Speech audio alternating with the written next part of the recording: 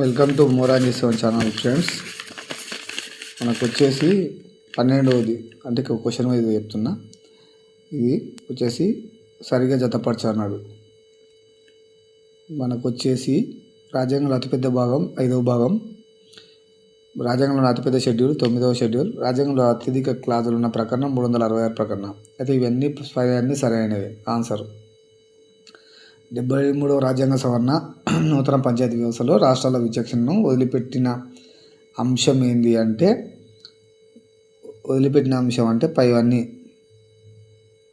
సర్పంచ్ ఎన్నిక, అధికారుల బదలాయింపు, స్థానిక శాసనసభ్యులకు స్థానిక సంస్థల ప్రాతినిధ్యం, కింది వానలో సరైనవి అని అన్నాడు. 14వది వచ్చేసి పైవన్నీ సరైనవి. అందులేంటివి: ప్రత్యేక మహిళా గ్రామసభ తమిళనాడు, గ్రామసభ కోరంలో దళితులు మహిళలకు ప్రత్యేక కోట మధ్యప్రదేశ్, 1978 నుంచి నిరాటంకంగా పంచాయతీలకు ఎన్నికలు నిర్వహిస్తున్న రాష్ట్రం ఒడిశా.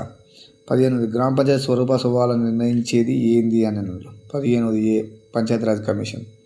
కింది వాటిలో సరికానిది అని అన్నాడు అంటే మిగతా సరైన అవుతుంది. 16వది రాజ్యాంగ సంరక్షకుడు రాష్ట్రపతి అనేది సరికానిది.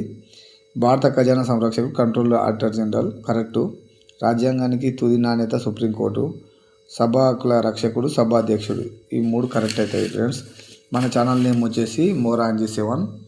మీరు యూట్యూబ్లోనైనా గూగుల్లో కొడితే సెర్చ్ చేసి దొరుకుతుంది. ఇలాంటి వీడియోలు ఎన్నో ఉన్నాయి మన కాంపిటేటివ్ సంబంధించి చూస్తారని ఆశిస్తున్నాను. Thank you friends.